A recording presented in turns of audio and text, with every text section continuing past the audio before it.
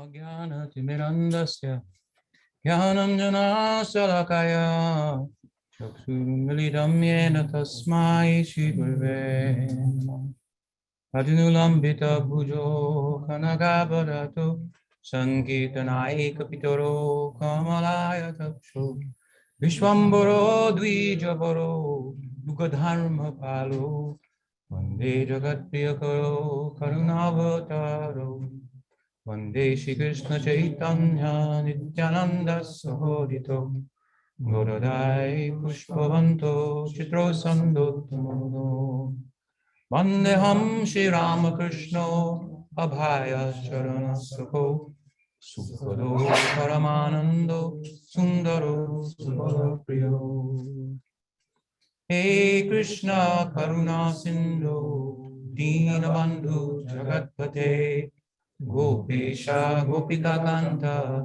Radha Kanta Namostute Tapta Kancana Gourangi Radhe Vrindavaneshwari Vrishabhanu Sute Devi Pranamami Haripriye Shri Gauri Vaishnava Guru Parampara Ki Jai Raja Gopal Ki Jai Gaur Bhakta Vrinda Ki Jai Gaur Premanande.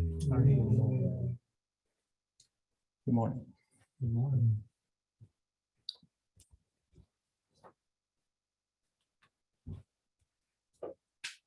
So while I'm here, I wanted to discuss the Brahma Vimohan Lila, which is an important Lila and section of Srimad Bhagavatam and related topics. And yesterday, given that we discussed our lineage coming from Bhakti Vinod and Bhakti Siddhanta Saraswati Thakur, it's natural for us to move, if you will, in that regard and in the direction of the Brahma Vimohan Lila from historic time to the mytho-historic time, and the notion that our sampradaya is also known as the Brahma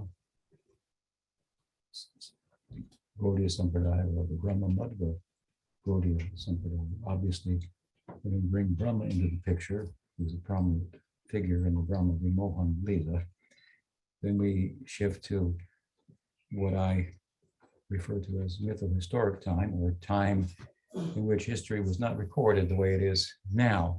And events were not thought about perhaps in the same way as they are now.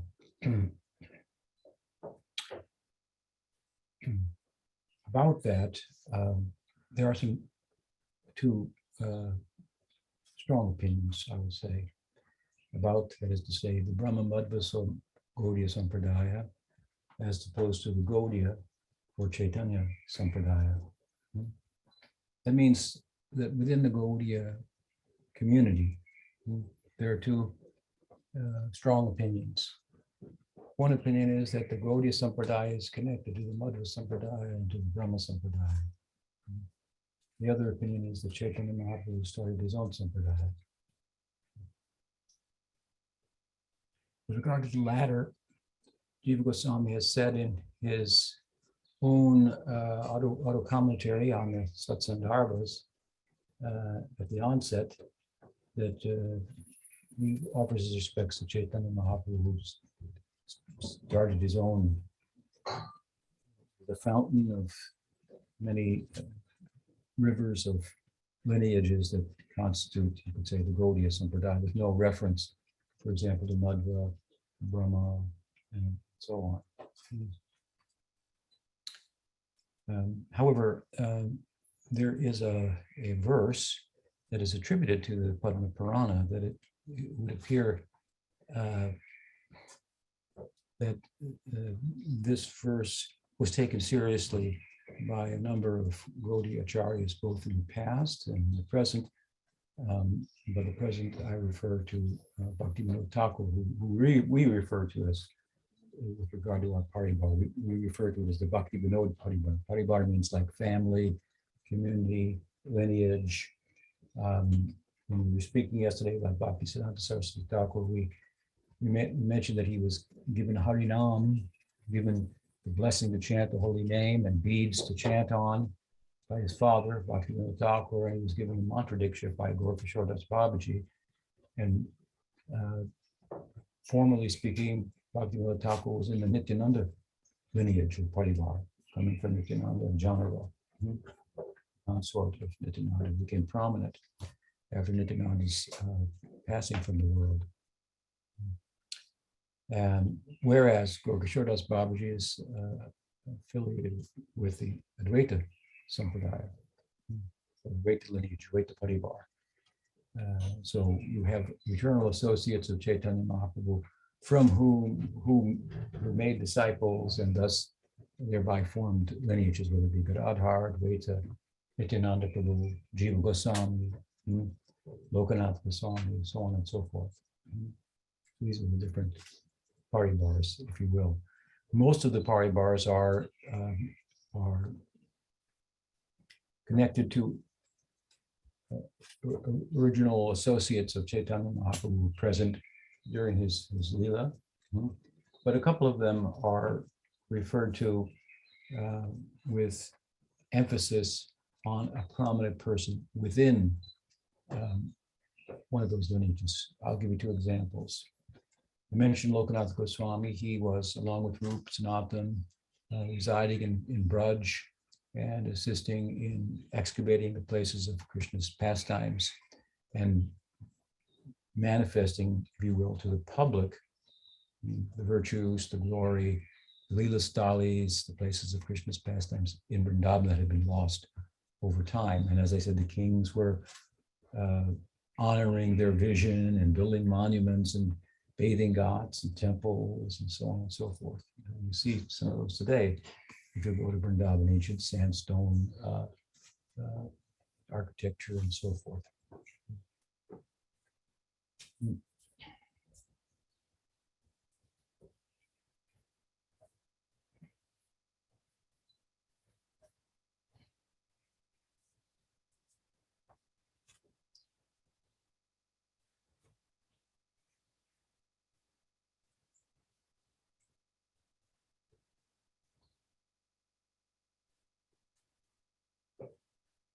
But Lokanath had a prominent disciple, and he's said to be the only disciple of Lokanath Goswami, the illustrious Narottam Thakur. Shri Narottam Thakur Mahashai Vijay. And unlike Lokanath, who had one disciple, Narottam Thakur had many disciples. He was from a family, born into a family of Kshatriyas. He had some administrative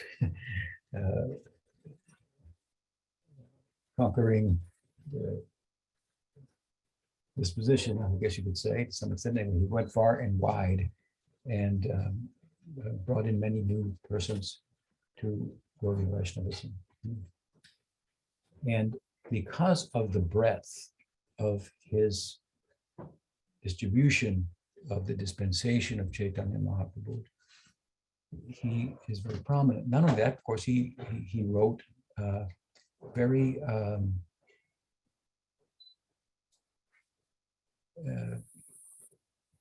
would say with great expertise, taking complex theological and philosophical concepts and putting them in simple Bengali language, songs and poems that common people could embrace those abstract concepts more readily. Something like the Puranas are to the Upanishads. So we find the writing, the work of Lokanath Goswami, or excuse me, Narottam Das Thakur. I mentioned yesterday that Gorkishore Das Babaji was considered to be illiterate, but he used to carry with him wherever he went Prem Bhakti Chandrika, which is a songbook of Bhakti Vinod. So what it means exactly is Narottam Das. What is illiterate, to what extent, I guess you could read the poetry, or you just like to keep the book, but you seem to know the poems, and those of Raghunath Das, as I mentioned yesterday, that he was singing, and Thakur Bhaktisiddhanta Saraswati Thakur took note of. So the point is that we, and it's common to refer to the Narottam Paribar. We don't refer to it as the Lokanath Paribar, but it is the Lokanath Paribar. But because of such a prominent contribution, so much attention has been given to Lokanath. So this is, or to Narottam, this is an example of putting focus on an acharya, let us say, whose contribution was extraordinary in terms of breadth and expanding the mission of Chaitanya Mahaprabhu. Now we give another example of Shyamananda Prabhu. We see that he was a disciple of Hridaya Chaitanya, who was a disciple of Gauridas Pandit. Gauridas Pandit is thought to be the Subal Saka of Krishna Lila, a Dharma Saka, expressing himself in Gaur Lila. And Hridaya Chaitanya is his disciple, and so Dukhi Krishna Das was the disciple of Hridaya Chaitanya. He became known as Shyamananda because of an internal extraordinary event that occurred in his life in Braj, where he had been sent to study under Jiva Goswami by his guru, and wherein he had an epiphany, and from the apricot, unmanifest realm, he had intervention in his life, and it showed up physically. He was sweeping a place of Krishna's Lila, and he found an ornament and like an earring or something of an ankle belt, lady, and wondering what, startled by that and what to do with it. He had the apparition, the appearance of maybe Lalita Saki or someone. Saki, that's mine. Thank you very much. She pressed it on his forehead, and it made an indelible mark like tilak.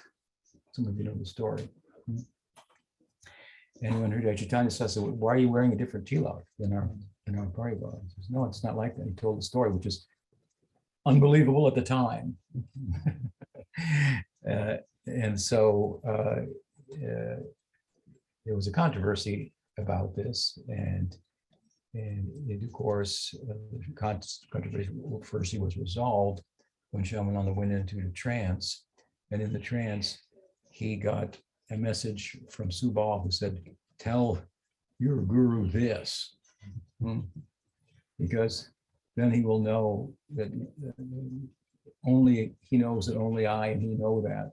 And so he'll know that you have the capacity to enter the apricot and receive such messages. And so Hridaya Chaitanya was awed by that. And now from this day on, that day on, I should say, it's referred to as the Shyamananda Paribar.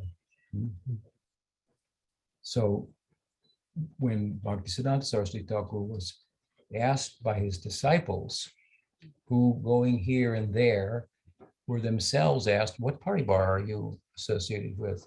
They didn't know exactly how to answer because, well, Bhakti Vinod was in the Nityananda Paribar, and he was a guru of Bhaktisiddhanta Saraswati Thakur and Gopakishore and another Paribar. And so Bhaktisiddhanta Saraswati Thakur resolved the issue by saying the Bhakti Vinod Paribar. So he put emphasis on Bhakti Vinod, not an unprecedented thing. And Bhakti Vinod, as we heard yesterday, was dubbed the seventh Goswami. His contribution is comparable in some respects in terms of the number of texts that he wrote, and in doing so, how he was re-establishing in his time an orthodox understanding of Gaudiya Vaishnavism in the midst of many misconceptions, misrepresentations of what Chaitanya Mahaprabhu taught, what the Goswamis taught. And also he, like the Goswamis, manifests, if you will, Vrindavan for the community at the time through their vision. He manifests Navadvip, establishing the birthplace of Chaitanya Mahaprabhu, writing his book Navadvip Dham Mahatmya, taking us through the Dham, what's happening where, and so forth. So there's a good reason to refer to him as such. And so we refer to ourselves as the Bhakti Vinod Paribar. And Bhakti Vinod was someone who, for one reason or another, took the verse from Padma Purana that I referred to seriously. That verse says, what? Yes, mantraste nishpalapad. It says there's two verses, I think, but it says there are four sampradayas, four lineages, four conduits from the Paravyom, from the spiritual world to this world. And they are led by, or they're presided over by Lakshmi, Shiva, Rudra, Sanat Kumar, Chatusan, the four Kumaras, and Brahma. So these are the four sampradayas. And the verse says, any mantra that's not received from this sampradaya, it will not produce any fruit. So this verse, as I say, for one reason or another, Bhakti Vinod took it seriously. I don't think that he took it seriously in an effort to refute the other idea that, well, this is Chaitanya Sampradaya. We don't care about, there's only four Sampradayas idea. But I think that other Sampradayas outside of the Gaudiya lineage may have taken this verse more seriously, and in order to gain credibility with them for the lineage, which Bhaktivinoda was trying to put on the world stage. He was trying to put Gaudiya Vaishnavism on the stage of the world religions with Christianity, Judaism, Islam, Buddhism, if you will, and so forth. That's what he was trying to do in his universalist type of approach, which was accommodating, broad-minded, and so on and so forth. And so to gain acceptance, acknowledgement from the other more ancient sampradayas who in historical time were refined. Vishnu Swami in the Rudra Shiva Sampradaya. We find Nimbarka in the Kumara Sampradaya. We find Ramanuja in the Sri Sampradaya. And we find Madhva in the Brahma Sampradaya. These are persons in historical time who wrote commentaries, for example, on Vedanta Sutra, and articulated the metaphysic of that particular line. So we have the mythohistoric, we can't find them in history, Lakshmi, Brahma, the Kumaras, Shiva, and so forth. And then you have historical figures, and they're 1,000 years ago or so, or more as well. And then some much more recent time, we find Chaitanya Mahaprabhu. So Bhakti Vinod was quick to honor all the other sampradayas.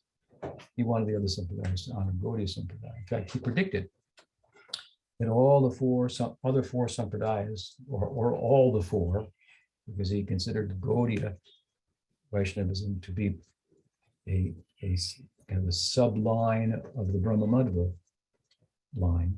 We'll get into that a little bit. It's a bit technical, but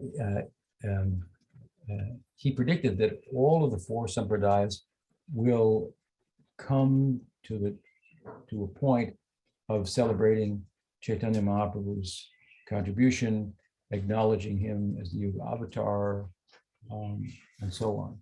Now you may wonder, when's that ever going to happen? But in a way, it has already happened, in that these other sampradayas, the Rudra Sampradaya, or the Ramanuja Sampradaya, let's call it, the Madhva Sampradaya, the Nimbarka Sampradaya, the Kumara Sampradaya.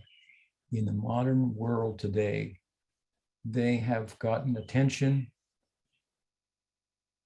through the Gaudiya Sampradaya, and through, within the Gaudiya Sampradaya, the Bhakti Vinod Paribar. and largely due to the work of my Guru Maharaj, who was traveling widely and placing his books at university libraries and so forth. And in his discourse, in his purports, he's of course bringing up the different sampradayas that here and there, all of which these four are opposed to the monistic perspective of Adi Shankar, as Advaita Vedanta, which had more or less a monopoly on what is Hinduism, what it's all about in academia and in the popular sector as well. Any Christian you would talk to would think, oh, in India, they say that you're God, that there's a soul and it's one with God, and we reject that and so forth. But this is just one form of Vedanta, one out of four. And the other four have a much more nuanced perspective and posit doctrines of love of God, where the Atma is not in all respects synonymous with the Godhead. There's enough difference for there to be reciprocal relationship in what we call love. So that monopoly, if you will, that Shankar had was broken largely by Prabhupada's work. He built a bridge from India to the Americas and Europe that previously no acharya from other sampradayas would venture to cross, as if the earth was flat. As if you went to the other side, you don't know what would happen to you, where there were casteless people and who knows what they were like, and every blonde-haired, blue-eyed girl was a prostitute. This is the kind of things they would hear, and so forth. So Prabhupada built a bridge, made it possible for them to come. And they did, the Sri Sampradaya. You can find in North America temples of the Sri Sampradaya in a lot of major cities and so forth. Brahma Madhva Sampradaya, a little less active in terms of reaching out, but also I think there's one acharya from Madhva that has gone beyond the borders of India and so forth, where you have to bathe in something other than a river. So in academia now, you'll find people interested in even doing dissertations on the different sampradayas, and amongst all of them, most interested is in Gaudiya Sampradaya because it's just too interesting. It's one and it's different at the same time. There's just too much to think about, too many angles to look at it from. And of course, it gives the most information about God. You could say, I don't know if I believe it, but no other religion is giving that much information about him, both his majestic feature and how he appears in love and intimacy and so forth. This is, of course, where the Gaudiya Vaishnava Sampradaya excels. That's why it refers to itself, in terms of its ideal, as Prem Prayojan. No other Sampradaya says, our goal is Prem. It's our goal is Mukti. And they have different ideas of what that Mukti constitutes. But the Gaudiyas posit a Panchama Purushartha, a fifth goal, beyond Dharma, Artha, Kama, and that's not something you say too loudly. That's not for everybody. Dharma, Artha, Kama. To be religious is one thing. Yes. And as a result of being religious, to live a good life. Dharma, Artha, Kama. Be happy. And why would you want moksha? Why would you want moksha? But you have to listen very closely and find out the happiness is the beginning of distress. Because you can't keep it. If you like it, well, when it's gone, that's a recipe for disappointment. So moksha is the goal, right? It's you're leaving now the world struggle. And finding that there's more joy in the self than there is in all the possibilities of the world combined.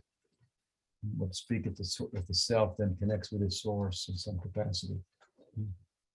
What will be the measure of the knowing? What will be the measure of the joy in this?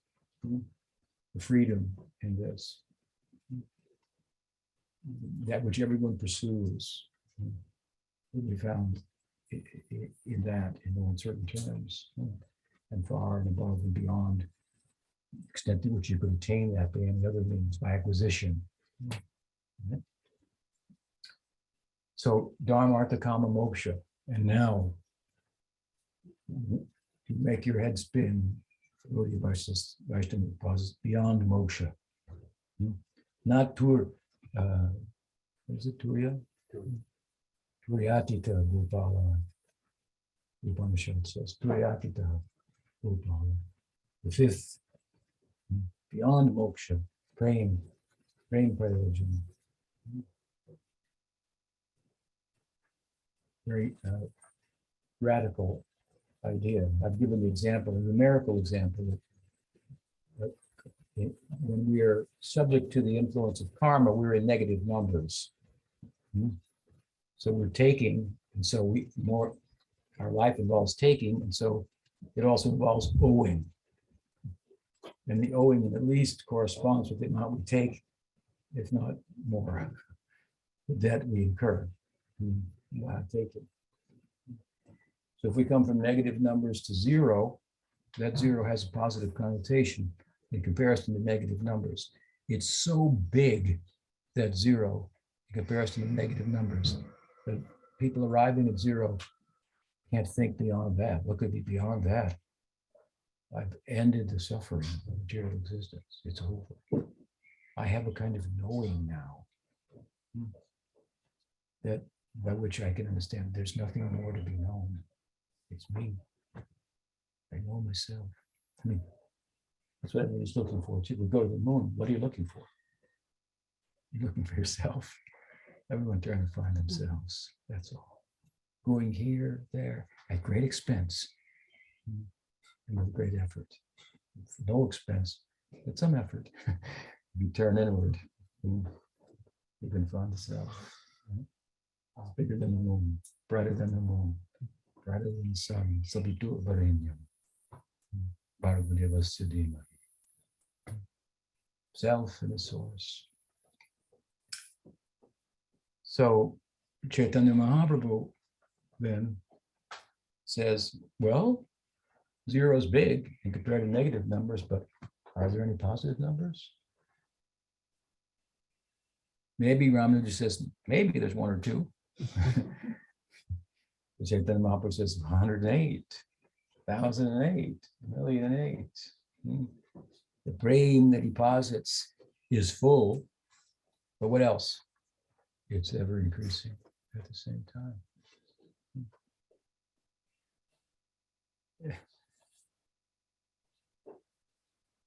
So this is a very peculiar and intriguing idea, a captivating idea.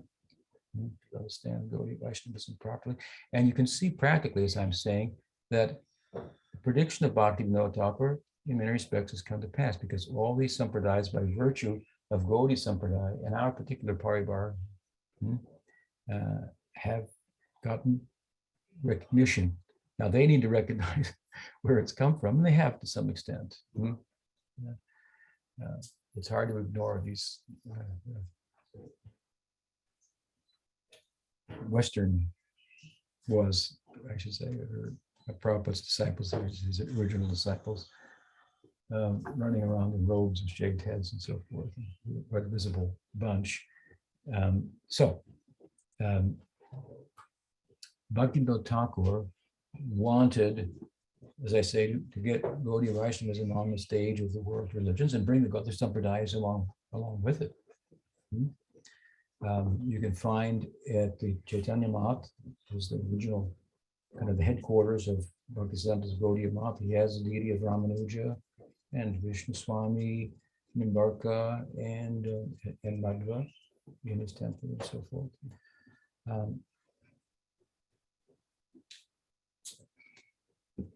And so I believe that the verse attributed to the Padma Purana was one that Bhaktivinoda Thakur felt that other sampradayas took seriously, and therefore it's important, he thought, to make a case that our sampradaya, the Chaitanya sampradaya, is somehow connected to one of those four sampradayas. And the obvious one would be the Brahma sampradaya, for reasons we'll go into, because we're talking about Brahma gradually getting there,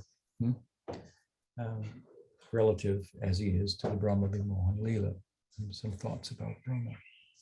One of the, in one sense, the leading character, along with Krishna, Krishna, Vijay. So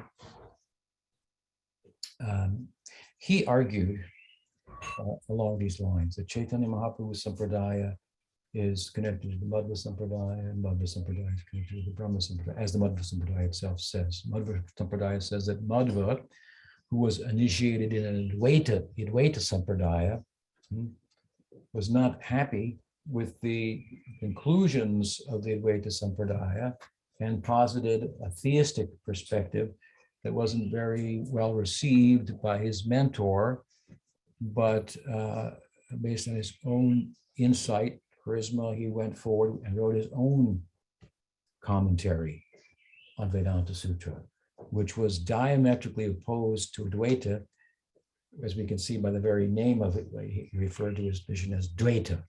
Advaita means non-dual, and Dvaita means dual.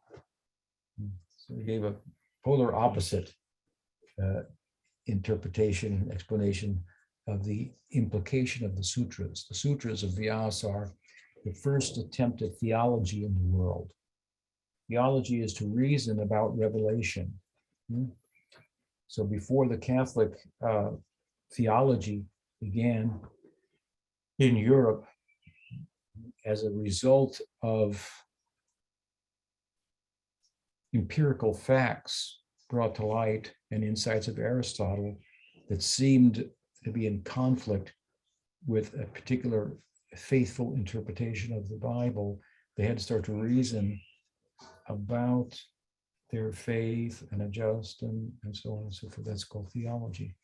So before that, Vyasa, as it's thought from the traditional point of view, having manifested the texts, and Bhagavatam in particular, his final work, wrote,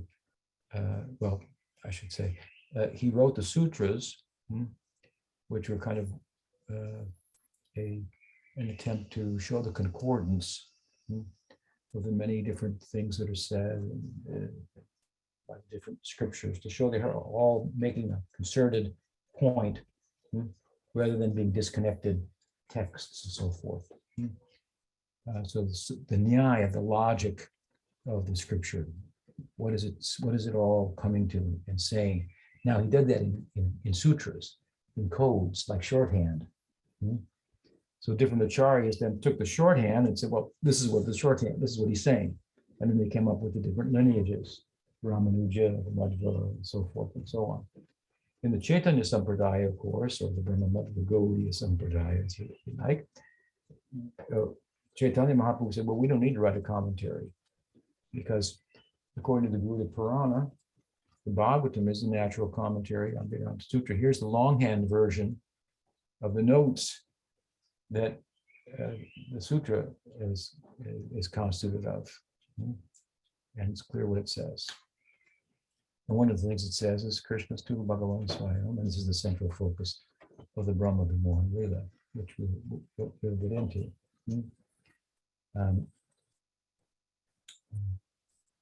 But Bhaktivinoda was concerned to adhere, find a way, if you will, that the Gaudiya Sampradaya would not be outside of the statement of the Padma Purana. And in doing so, he didn't have to look too far, because back Kavi Karnapur, one of the eternal associates of Mahaprabhu, who did a lot of wrote a lot of original Sanskrit compositions, prominent author and poet, Kavi, in Gaudiya Sampradaya. He lists his own Sampradaya in some text, and my memory serves me well, which it doesn't always, but I think it does in this occasion, he connected it to the Brahma Madhva Sampradaya.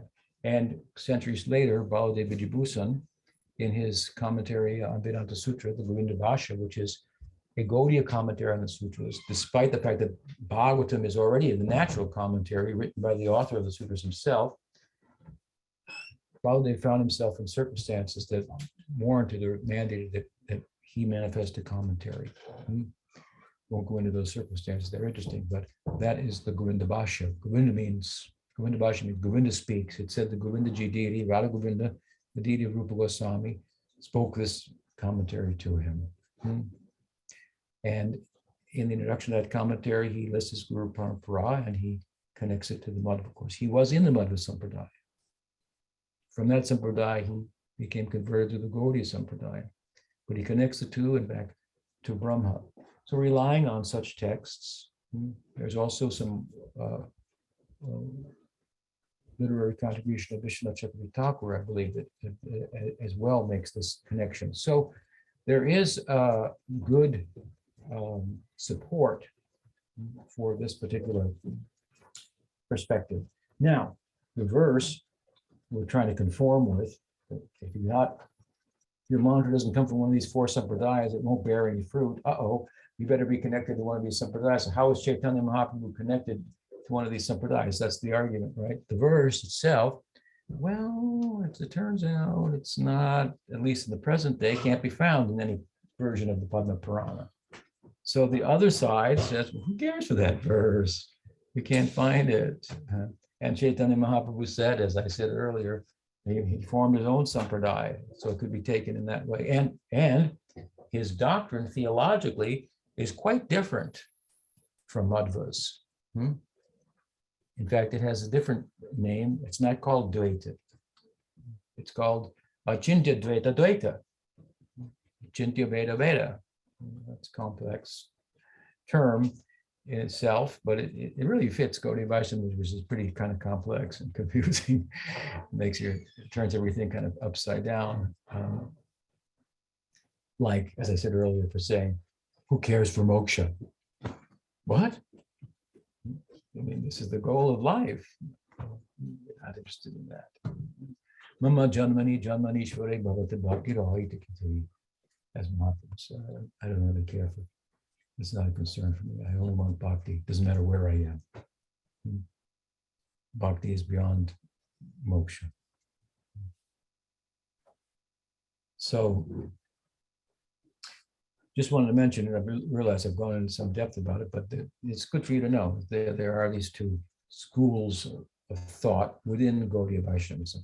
Really, it doesn't have that much bearing on us, does it? We can think, well, who cares, whatever. But in times gone by, these were more important. You're in India, and the credibility of your lineage is based on certain criteria, and so on and so forth. Here, if we meet a saintly person, we'll just go with it. But that's not always the best, because he should be saintly, she should be saintly, have good character, and so forth. But there is a body of revealed knowledge that his or her teaching should be based on, conform with. We say Veda Mata. And Guru is often, in that regard, considered like a parental figure, a fatherly figure. Let's say. That's a little patriarchal. But Guru, father, and Veda Mata. And these two, there's no divorce there. No divorce. Esposa is and Guru, what do they say? They say wife. Esposo. They say husband. Esposo. Esposa. They have the same mismo opinion. There's no divorce there. And this is important, because you could just make it up as you go along and so forth. But if you're doing theology, then there's a standard of knowledge that you have to relate back to and so forth. And this is in serious schools of spiritual discipline in India. This is important. follow the sacred texts, right? So, so one way or the other, something about Brahma in relation to our Sampradaya. So if we look at the Sampradaya as the Brahma Madhva Gaudiya Sampradaya, sometimes Madhvas say, we don't accept you Gaudiyas. We could say, well, we have more reason to be connected to Brahma than you do. You say you're connected to Brahma. It said that Vyas, as I said, wrote his own commentary, and then he needed someone to affirm it because it was diametrically opposed to his guru in Advaita Sampradaya. So what did he do? Well, the story is that he went to the Himalayas, okay, and everything okay? I think you said Vyas, but you meant Madhva. Madhva. Okay, so Madhva went to the Himalayas and to find Vyas. I'll go to Vyas himself and get my commentary confirmed. So it said he went there and he found Vyas. Now, it just so happens that that area where Vyas is thought to still be, you can't go there because of Chinese and Indian political conflict. So you can't go there. It rains, nobody can go there and see him today. But in times go by, Vyas is thought to, or Madhva is thought to have gone there. So there's obviously an article of faith, right, within the Madhva Sampradaya. He contacted Vyas, the legendary, but really, it's the spirituality of the person of Madhva that was compelling, and his ability to explain the scriptures in a way that made sense to other people. And because Brahma is the guru of Narada, and Narada is the guru of Vyas. So we made a connection with this. This is the Brahma Madhva Sampradaya. Now,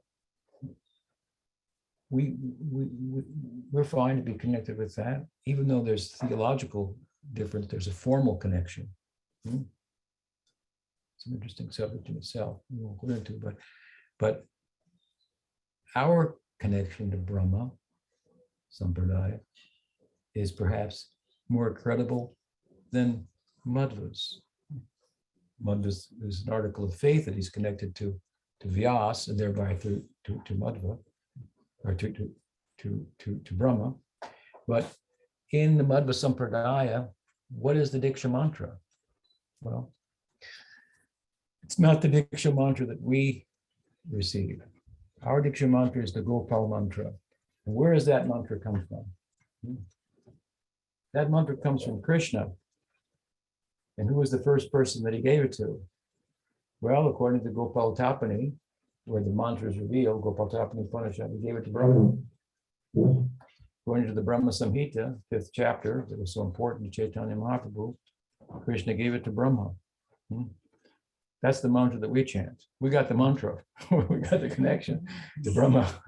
You may have gone there, may not, but he didn't give you the mantra, apparently. So, and I don't mean that, I mean that in a humorous way, because we do honor the faith of the Madhva Sampradaya. We have no problem being generous with Madhva and acknowledging their vitality and credibility and their perspective. It's a different perspective than ours. Theirs, for example, is a Vaidhi Marg Sampradaya. So they're interested in love and majesty. They worship Krishna in Udupi, but they worship him with reverence. The puja in the morning goes on from about 4 in the morning till noon every day. It's a pretty majestic affair. I'll give you an example. And that's a valid perspective. We say we can go to Vaishnava, there you can reside in Vaikuntha and worship the Godhead in majesty. We have no problem with that. Krishnadas Kaviraj Goswami in the 2nd chapter of Adi Lila makes a strong argument for the central point It's played out in the Brahma Vimohan Lila, Krishna's tu Bhagavan Swayam. That's a verse that comes earlier in the Bhagavatam in the first canto, with the narrative of the Brahma Vimohan Lila that we're going to talk about. It's played out in the story, in the Lila. So he makes an argument, Krishna Das, that a strong argument for Krishna being the source of Narayan. Krishna, that's what Krishna's tu Bhagavan Swayam means. That Krishna is the original fountainhead of all forms of divinity. He makes this argument. And then he says, but some people say that, and then he says on top of that, in the Chaitanya Mahaprabhu is that same Krishna. He says, well, some people say that Chaitanya Mahaprabhu is like an avatar of Mahavishnu. Possible. You can see it like that too. There's a way of looking at it like that too. It's not objectionable necessarily. That's another angle of vision. People in Vaikuntha, they don't know about Goloka. How can they? They're worshiping Narayan as God. And somebody's going to tell you there's a place where God, Oh, Krishna, Krishna. like in Sakirasa, sometimes they serve Krishna, sometimes Krishna serves them. What? God's going to serve me? The lobha, the greed. If you're greedy, that's kind of embarrassing. So the idea of the Gaudiya's idea of how worshiping God is an embarrassment. Like, you're going to treat God like that? It just doesn't compute. The place of Radha, that Krishna's bowing to the feet of Radha. This doesn't compute. God is God. They have this majestic perspective. So Golok is a little hidden from them, so that they can have their place. It's not as bad as this at all. It's good, but it reminds me of a story, of a joke that used to be told when we were kids. I was a Catholic boy, and at that time, it was before I think the church became more ecumenical in relation to the Protestants. We were taught that the Protestant boy lived next door. Well, he wasn't going to heaven, only through the Catholic Church. And so it was said that, well, so-and-so went to heaven, and God, took him on a tour, show you around. And that's also, what's that big wall? He said, oh, that's the Catholics. We built a wall so they can think they're the only ones here. So there's a wall around Vaikuntha. It's not as bad as that. It's not sectarian, but so that they can think. Otherwise, this idea will interrupt. Yeah, sometimes Narayan in Vaikuntha shows some Krishna Lila. I think that's charming, that's cute, but that's not something that you can participate in. He just does that. He's gone.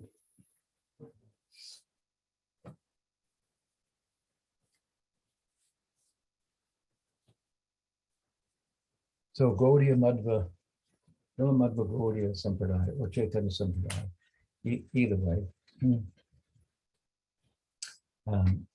But that said, we're introducing Brahma into the conversation by way of identifying, as Bhaktivinoda Thakur has, our Sampradaya with the Brahma Sampradaya.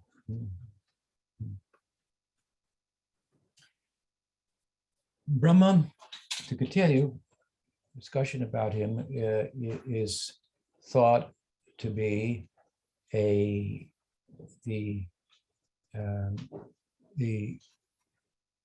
here's a question for you. Does the universe have intelligence? Does the universe have intelligence? Now you have to be intelligent to answer this question, which I just answered. I guess so. If we have intelligence, there's intelligence in the universe.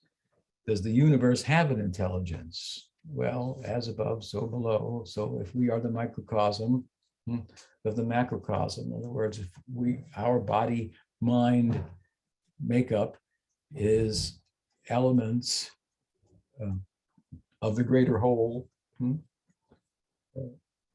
in a microcosmic manifestation. And it's not much of a leap, right, to say that as intelligence is present within the microscopic manifestation of material ingredients, whatever they are, however you want to talk about it, from the Samkhya point of view, from the Bhagavad Samkhya point of view, from the atomic quantum perspective, so on and so forth. Our bodies are made up of the stuff. They're part of what's out there. As I say, life is about what's out there and who's asking the question.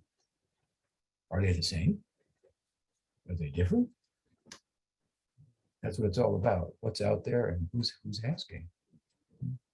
So we have our answer to that, but relative to the discussion, it would seem, yes, that it's reasonable to conclude that the universe has intelligence. We know it does. It's manifest microcosmically. So is it much of a jump to say it's manifest, that there's a macrocosmic intelligence? So this is a very broad way, right, of introducing a theistic argument to counter naturalism. Of course, naturalism includes intelligence and whatnot, and mind and emotions, kind of, by saying they're an illusion, that if you really look closely at it, just can be reduced to physical stuff. Is there a rainbow? Are there colors? Well, physically speaking, no. You can say that. Not what you see, that rainbow is not what you think it is. Physically speaking, it's something else. And it's not very exciting. And there's nothing over the end of it either, where the dreams that you dare to dream really do come true. We can analyze the world physically and come to a conclusion what things are physically. But is that the only way to look at it? There are other ways to look at what it is. You can look at it from an emotional point of view. From a physical point of view, you could conjecture that emotions are only part of the physical, but that's where it breaks down. Where emotional life, experiential life, the sense of self, subjectivity, qualitative experience, all these things don't sound too physical. To try to reduce them to the physical is the biggest problem with physicalism, in terms of it being something that could be conclusively demonstrated, objectively demonstrated. I heard a fellow say, the hardest thing to reduce to just physical stuff is consciousness. Everything else we've got. My reply is, consciousness is everything else. You haven't gotten anywhere yet. You've got nowhere. You can't reduce consciousness. You didn't do anything. That's everything.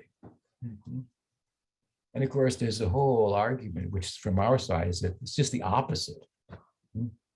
Matter is reduced to consciousness. Matter is just an experience. And based on that experience, you've got a certain story of what's out there, whether it be a Puranic story, whether it be a quantum physics story, a Newtonian physics story, there's all kinds of stories of what's out there. People are living in these stories, which are all just a product of consciousness. To get to the virgin state of matter is impossible. We have a subjective experience of it. It's an experience, and it's non-experiential.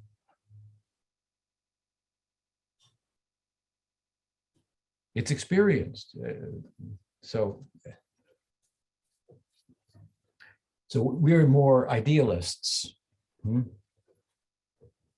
We're not wholesale idealists. We don't say that there's nothing out there. We say it's just not what it looks like. And the gross matter has its origins in subtle matter, And subtle matter has its origins in consciousness proper. Stones don't think, they are thoughts. That's something we're thinking about. So this is the whole argument of Vedanta. Vedanta is the original form of panpsychism, of idealism, and so forth. So I make this argument because we're asking, does the universe have intelligence? We're saying yes. Well, what would it look like? The Vedas say, well, maybe have 4 heads instead of 1. How's that? For all the directions, north, south, east, and west.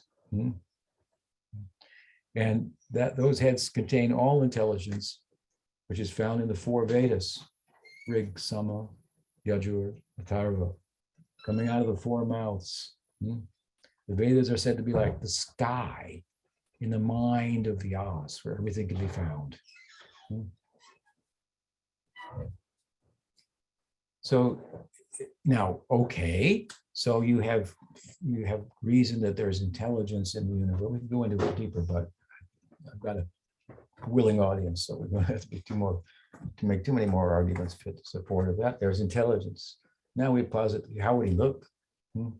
So we can say, those who have seen him say he has 4 heads. Now, this is common, right, in Hinduism, to personify everything, not just intelligence, but various powerful manifestations of nature, like the rivers, the mountains.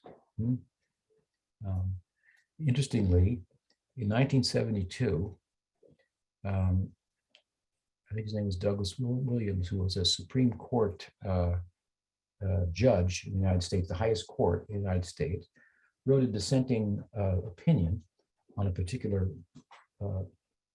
legal argument, in which he said was like, I think it was in regard to environmental issues, but rivers, valleys, beaches, and mountains should be identified as persons. They should be legally made person. Legally, they should be called persons. They should have the rights of persons. In the United States, corporations are persons legally. They have rights, and they violate them, or they violate ours sometimes. But there's a Native American tribe in Northern California that has been pushing for the legalization of the Klamath River to be legally declared a person. So these are not just old ideas necessarily. Obviously, there's some difference in what we're talking about here, but it's a way of looking at life. If we look at the rainbow, how it makes us feel, are those feelings not real? Do they have no? Yes, if we look at it just as from a physical point of view, you could say, but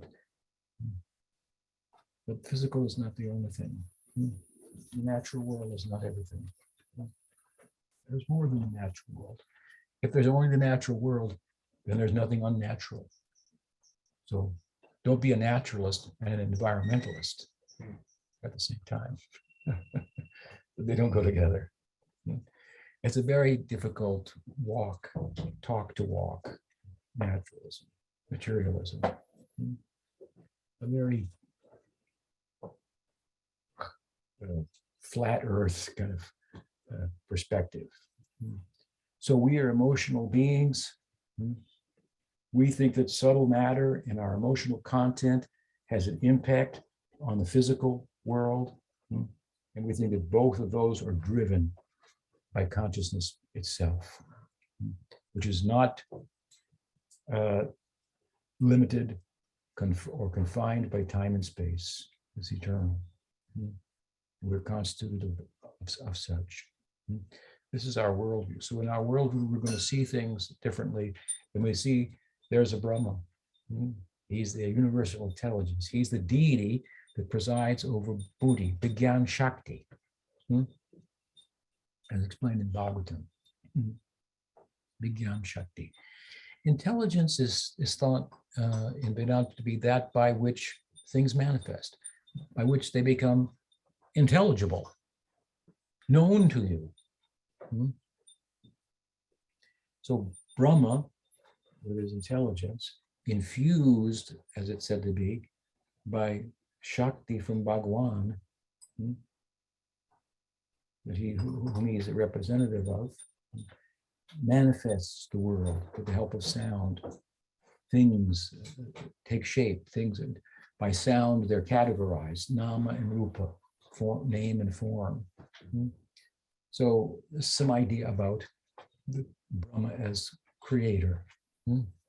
Now, that is thought to be a post, as you know, that one can attain.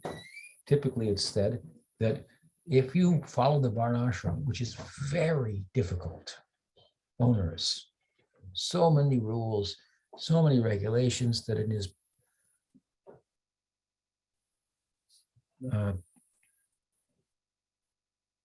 Brihat Bhagavatamrita commentary, Sanatana Goswami prays, when will I be free from all of this?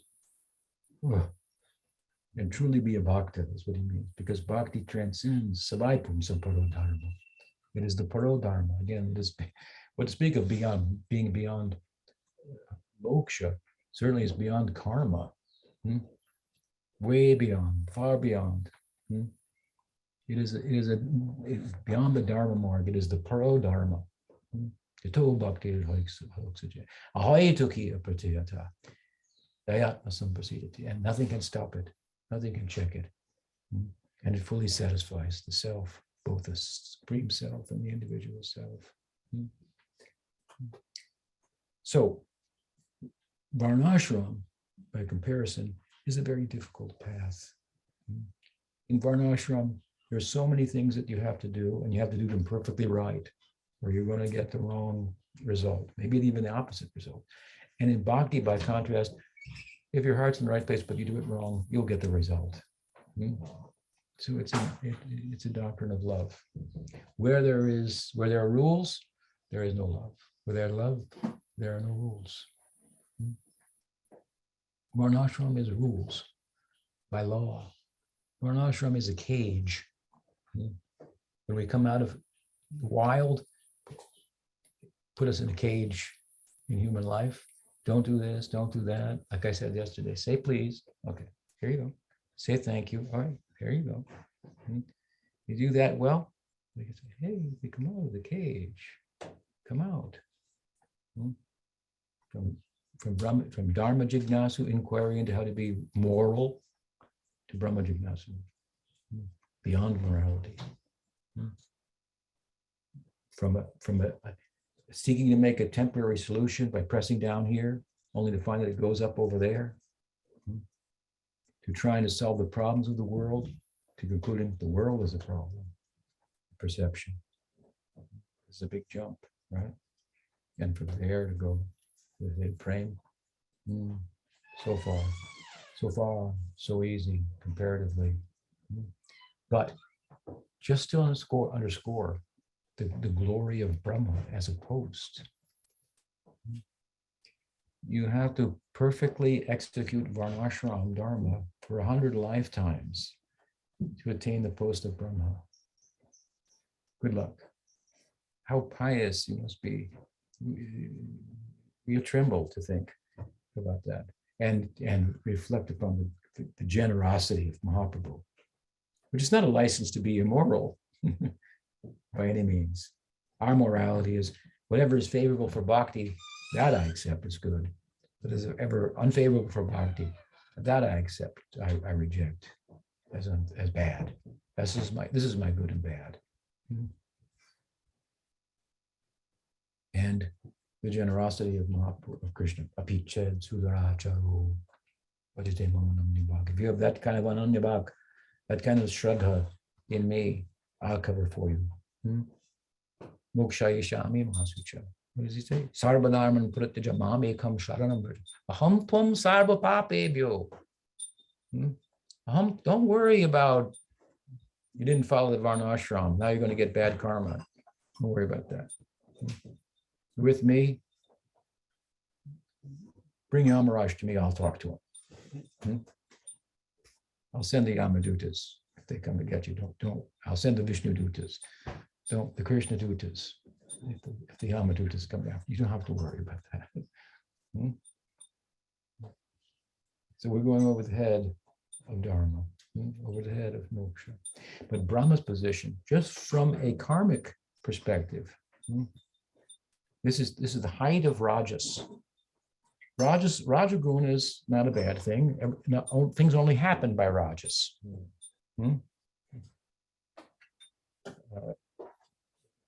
By Tamas, nothing gets done in a negative sense. By Rajas, all kinds of things are accomplished. It's the creativity. Rajas is creativity. It is intelligence in Bhagavad Sankhya, which is talking about what's out there, is ahankar, ego, influenced by Raja Guna. That means intelligence is creativity. And creativity is a beautiful thing. Oftentimes people identify creativity with spirituality, poetry, dance, drama, cinema, arts, whatever it may be. So, intelligence, discernment, discrimination, the better part of valor, as they say in English.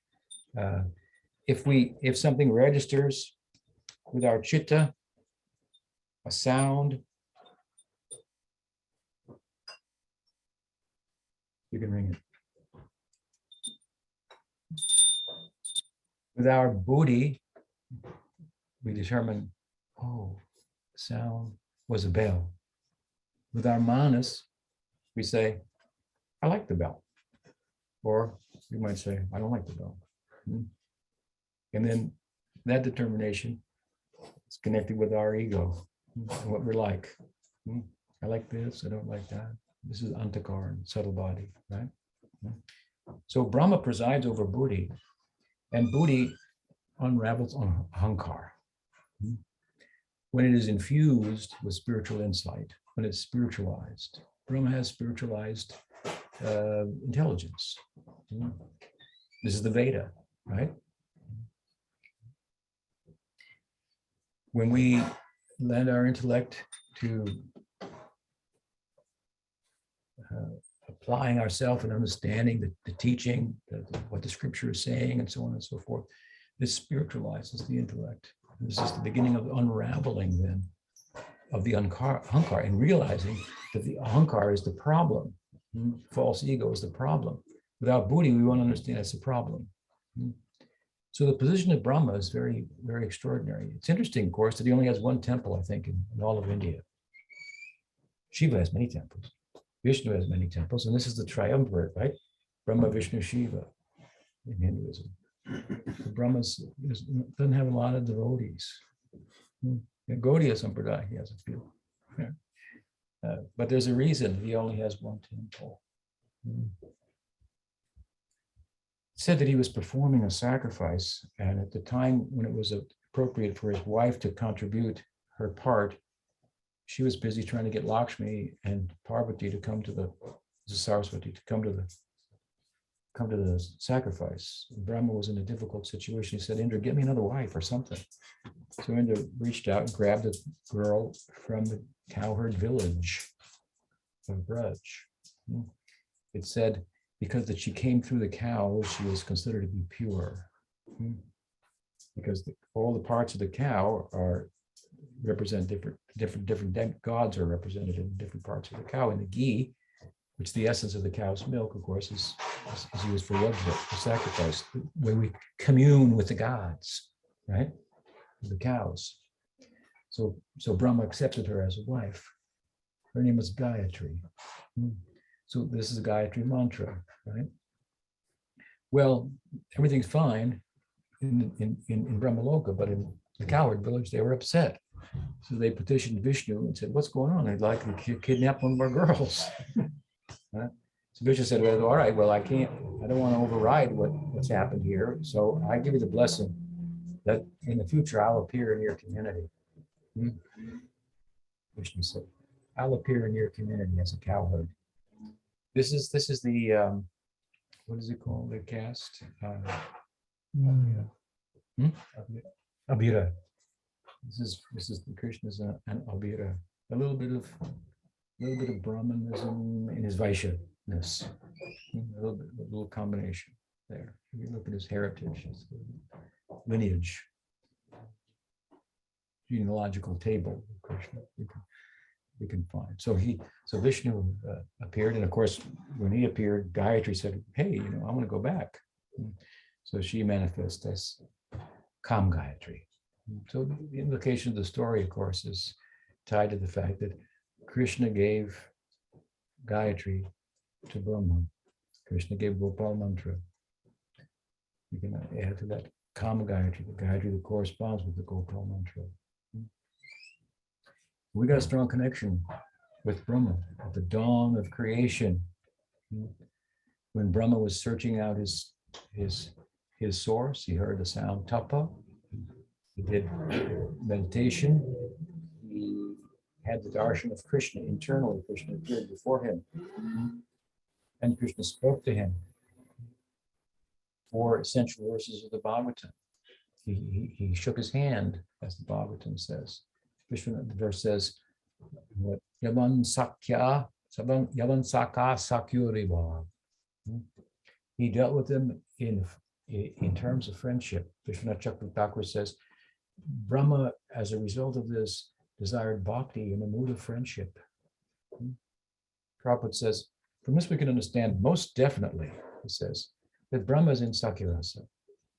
Now, there are many Brahmas, there are many universes, so many heads, bigger universes, is the idea of the multiverse. And while it's possible to attain the position of Brahma by Varnashram, which makes you a pretty extraordinary person, it's also possible to attain that by Gyan. And sometimes a Bhakta takes the role of Brahma. We see this in the Brihad Bhagavatamrita when Gopakumar became Brahma for a long, long time. In his travels towards his destiny. His guru determined, sadhusanga determined destiny in Goloka. He became Brahma. So Vishnu Chakravarti does comment in his Bhagavad Tika that sometimes by bhakti, sometimes by Gyan, sometimes by Varnashram. So different Brahmas, different ways to look at him. Who is Brahma? Here I'm giving evidence from Bhagavatam itself that Brahma is a devotee in Sakyarasa, or this would be a result of his receiving Diksha and Siksha from who is described in both Brahma Samhita and Gopal Tapani as in Gopavesh, in the dress of a Gopa, he came. Of course, now he had Gyan Mudra like this, giving a blessing, speaking wisdom, having a guru profile. Krishna with a guru profile. He wasn't like fully exposing himself in Sakyarasa, and wherein the freedom that the Sakyas have to interact with him is mind-boggling. When Sukadev saw it, his mind it blew his mind, he said. My mind is blown, he said in Bhagavatam. That's where the phrase comes from. That, that how they're interacting with him. This will come in the narrative as we go forward.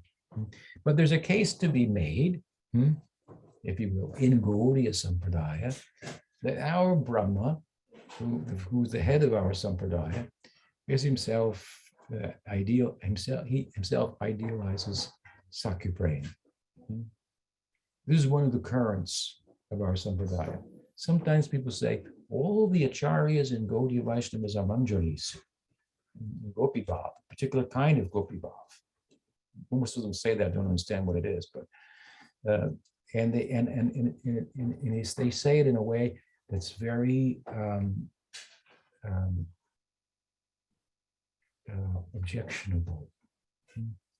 Now you have to understand this point. When we talk about Krishna's friends, when we talk about Krishna's girlfriends and boyfriends. We're talking about that which is most endearing to Krishna. We have to tread very, very lightly there to even talk about such things. Who are we? Talk about there. Something has been said, we try to repeat it and think about it, but these are people, devotees, that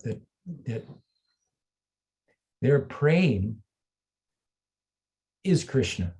He is the object of the praying.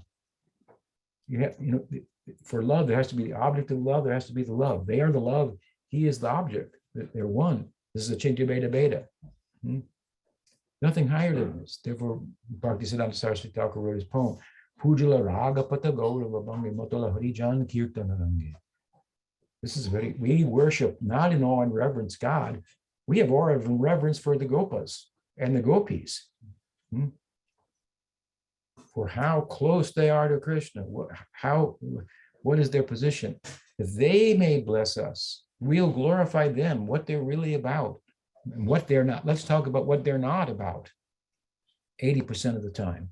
That was his campaign, what it's not, because it's easy to misunderstand. Then it's like a football game. Gopis are better than Gopas. It's okay for football, but that's in this world. All these gradations, for that matter, all of this is relative only to this world and useful if properly understood for sadhana. Otherwise, in Golok, in Vaikuntha, everyone is the best. And everyone says, everyone else is the best. and that's the fact. Everyone's the best and everyone else is the best. Whether you're in reverential love or you're in Madhurya Rasa, in Golok, it's all perfect. We can say Krishna's perfect in Dwarka, more perfect in Mathura, most perfect in Vrindavan. That's true. This is for help us for sadhana, but we have to be very careful that we're doing sadhana and not turning it into some kind of mundane competition and so forth. Of course, now, with just a little bit of reflection, we could say, what? Every guru in Sampradaya is in Manjari Bhav? Did you forget about Nityananda Prabhu? Oh, he's also Manjari? No. Don't. Some people go there, but the Goswamis don't go there. No. That is not how they, what they revealed about Nityananda Tattva, Balaram Tattva. No. And don't believe me, you look and see yourself historically. You think that Gauridas Pandit and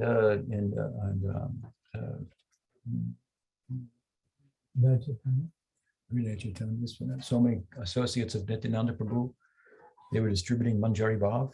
There's no record of that whatsoever. They were distributing Gopal Bhav to the mercantile community in West Bengal, and Chaitanya Mahaprabhu was cheering them on. He told Nityananda Prabhu, don't come to Jagannath Puri again next year. Go to Bengal. I love them, all those people. The big mercantile community, Saptagrama. Deliver them. And how was he delivering them? By giving them Sakya Bhav. That's a big community. By the time the British occupation, Prabhupada said half of Calcutta was made up of those people, and Prabhupada came in that family. The patron saint of his family was Udanadatta Thakur, one of the Gopals of Krishna Balaram and disciple of Nityananda Prabhu. So you say Nityananda in Manjari Bhav. Where's he giving Manjari Bhav? Everywhere we see he's giving Sakyaras. No, plays a supportive role in the Gaudiya Vaishnavism. That means the main show is Mahaprabhu pursuing Radha Bhav, stepping into the shoes of Radha, experiencing himself from her vantage point. But there's no one who champions that more than Nityananda Prabhu, widely pointed to Chaitanya, go there, get this. But in the course of doing that, some people will be influenced by him. And it's not uncommon that Sakiras will glorify Madhurya Rasa. We find it in Brihad Bhagavatamrita in the form of Nard, who's also in Sakirasa, according to Rupa Goswami. Different kind of Sakirasa than Braj. He is the main person in the first canto of Brihad Bhagavatamrita, and he's the one who says, he hears from Krishna. What is that verse? Gadopakari Smritidhapriyana. When Nara is looking for the highest devotee, he finally comes to Dwarka and he meets Krishna. And the topic of the gopis come up and Krishna loses it. And then Nara feels, I've made an offense. Oh goodness. Krishna's become disturbed, and Krishna says, don't think like that. He says, Guru Upakari. The best friend, the best helper, Guru Upakari, Guru Upakari, Smriti Dapriyana, is the one who reminds one of his beloved.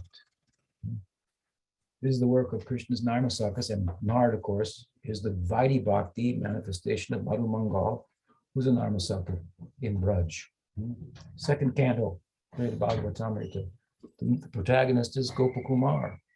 Sanatana Goswami has used him to show the virtues of Golok and Madhurya Rasa. We like to do that. Nityananda Prabhu as Balaram, he cannot directly participate in Krishna's Madhurya Rasa, except on a rare occasion of gopis, of Balaram returning to Braj to deliver a message. That's a special occasion. Different ways to look at that. But otherwise, and he does that secretly, otherwise, in Braj, he's not involved in Krishna's romantic affairs, because as the elder brother, he will bring some reverence to the mind of the gopis, and they won't be able to freely interact with Krishna. He has to stay out of the picture. But when Krishna wants to taste Gopi Bhav, Balaram, who's his best helper, is going to go with him. As Nityananda Prabhu, he is telling everybody, look here, go chant Bhajago Ranga, Kahago Ranga, Lahago Ranga Namre, Ye Janago Ranga Bhajisayama Pranamre. People thought, I want that. He says, don't chant Krishna Nam, don't follow Krishna's teaching, follow Gaur's teaching, worship Gaur, chant Gaur Nam. And whoever does that purchases me. And they thought, I want to be purchased by him. And someone purchased by that current of his own Sakyabhav, in which he plays a huge supporting role of Chaitanya Mahaprabhu. Therefore, Vrindavan said, Nityananda Prabhu gave Gopi Ras to the world because he gave the world to Gaur. Sometimes you see the Chaitanya Mahaprabhu like this, one hand out to the people, preaching, other hand he's lost in Mahabhav. And Nityananda Prabhu, both hands out, is giving Gaur to the whole world, is what he's doing. So Balaram gets to participate directly in Madhurya Rasa in this way. Well, he does in Goloka too, in a supporting role, manifesting himself as the couch, ornaments, other things. But this is indirect. Otherwise, he is in Sakyarasa. Now in Gaur Lila, you can openly glorify that ideal. And he does.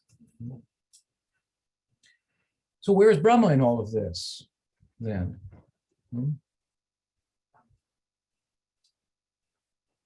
If Nityananda Prabhu was in Sakyarasa, so many he initiated, they began the Sampradaya. There's two groups of the Sampradaya. It begins the Gopals and everybody else. What ties all the Gopals together is Sakyarasa. Everybody else is tied together by not being in Sakyarasa. In terms of who are they in Gaur Lila? Who are they in Krishna Lila? Right? Who's who? He said, so if Krishna is to come as Gaur, well, where are his associates? And he said, oh, it's us. So who are they? That's a big topic. Who are they in Krishna Lila? Who are they? Different opinions. Different opinions, different conjectures, using Shastra Yukti, drawing on the Shastra, reasoning about it, listening to other sadhus, especially what the sadhus themselves may say about themselves. Like my Guru said about himself, I think that's conclusive. If we want to know what is his internal life, well, did he say anything about it? And in fact, he said quite a bit about it if you pay attention. Many of my brothers said, oh, Prabhupada didn't talk about that. I think we might want to read this book and put together all the things he said about it. It's quite a bit. It's quite clear. Tomar melani bayabar she shukopai gocharani guri dimbo kotavani chuta chutevani kai lutuputi shedin kobe hobe more. Shedin kobe hobe more. This is probably the most powerful praman in his poem, not meant for the public. It was eked out, memorized by Sridhar Maharaj and thought deeply about. His poem, Prabhupada's aspiring for this ideal, to herd cows with Krishna all day long, frolic, somersault in the forests after forest. Kotavani chutta chuttevani kai lutaputi. Chutta chutti lutaputi. This sounds like Sankirasa. So we find in the modern day this current also arising again. We find it in Nityananda Prabhu. We find it in Nityananda Prabhu's associates who are all initiated and so forth. Some of those lineages are still alive today and current and so forth. And we find it in Brahma. We can make the argument. From Brahma, we find it in Narada. In Narada, we could find it in Vyas. What? Who is the Vyas? Who is the Vyas of Gaur Lila? Vrindavan Das Thakur. What is his affinity? He says it in Chaitanya Chapter. He reveals his heart. Seeing Gaur on the banks of the Ganga with his students. What can I possibly compare this to? I could compare him to Brihaspati, the guru of the gods, but that wouldn't be fair because he's partial to the gods and Gaur is impartial. He gives his blessing to everyone and anyone without any discrimination. I could compare him to the moon. I could use it, but the moon has marks and he's spotless. He goes on like this. Then he says, but there's something I could compare him to if I think about it. And that is Krishna on the banks of the Jamuna with his friends, eating lunch and a picnic. And oh, my heart desired that I could serve and enter into that picnic. He says like this. Life after life. He's the Vyasa of Gaur Lila. Become the Sukadev, well, that's the disciple of Vyasa. So anyway, we can make an argument. Now the argument's the other side. That's fine. There are different ways to look at these things. Who are the who's who? That again, that's a big subject. No problem. There are different angles of vision, but we can make a good case for it. And without a doubt, there can be no argument that the current of Sakiras has a place in Gaudiya Sampradaya. It is a window of opportunity that has been made available that some devotees will be touched by. All good. And these two, Sakya and Madhurya, they are extremely compatible. In Gaudiya Vaishnava, you really can't have one without the other. If you study the Lila, you can't have one without the other. So we look at Brahma in this way, in terms of his being in Sakya Ras, but where will we find him in Gaur Lila? Well, it's said by Narottam that Gauram Gair Sangha Gani Nitya Siddha Gauri Mani. All the associates of Chaitanya Mahaprabhu are Nitya Siddhas. But there are other opinions that they're not, like Sarvabhauma Bhattacharya, according to Kavi Karnapur, is Brihaspati. He's not a Nitya Siddha.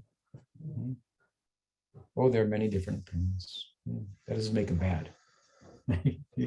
He's a sadhana siddha. So, who is Brahma? Well, there are different opinions. But one of the prominent opinions, though he's a sage, all of the opinions, well, I should say, a prominent opinion, an opinion about Vinod given in Navavita Mahatmya. Also in the way to Prakash and other places, we find that Brahma, in the Brahma Vimohan Lila, that we're going to discuss, he in his own mind offended Krishna.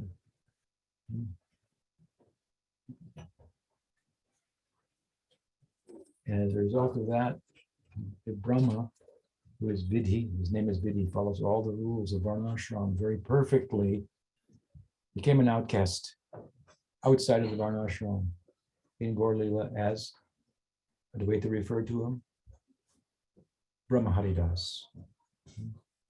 Brahma Haridas. It's said that if you offend Krishna's form, which is non-different from his name, that's not good. But while the name and the form are non-different, at the same time, there's a difference between the name and the form. Leave it to Gaudiya Vaishnavism to confuse you. What is the difference? That the name is more generous than the form. So if you offend the form, the name will still come to you.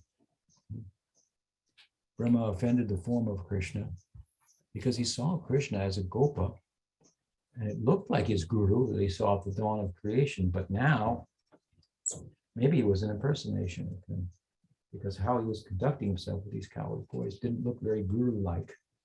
They weren't following all the rules. He wasn't with the Gyan Mudra instructing the boys and Upanishadic wisdom. So in his mind, he thought, this maybe he's an imposter. It's a long story we'll go into, but anyway, because of the offense, he had to become give birth in Gaur Lila.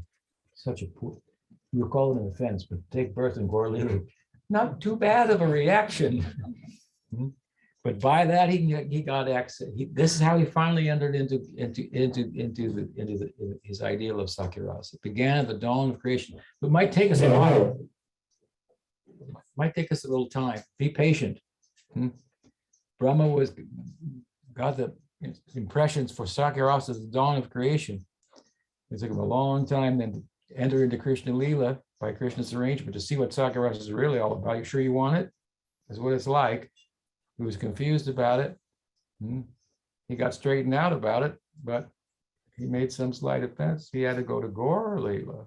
Even though it says Brahma himself went to Godrum, that's the island of Kirtan. Then he appeared as Haridas Thakur, who was the Nam Acharya. The name stayed with him, never left him. So we can make an argument like this, that Brahma has an important role, and of course the Brahma Vimohan Lila, which we'll talk about tomorrow, as a Lila, what it constitutes before going into it, he plays a prominent role in. So Brahma Vimohan ki jai.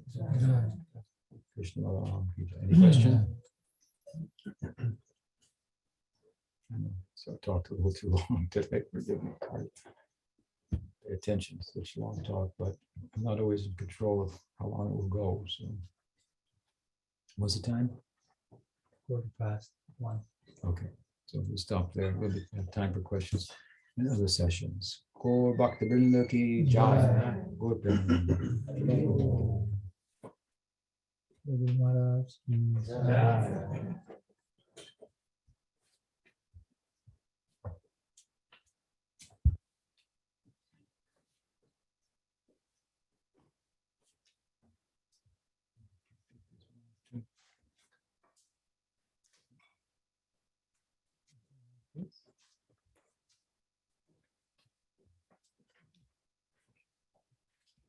Haribo. I see some of you there. Nice to see you all.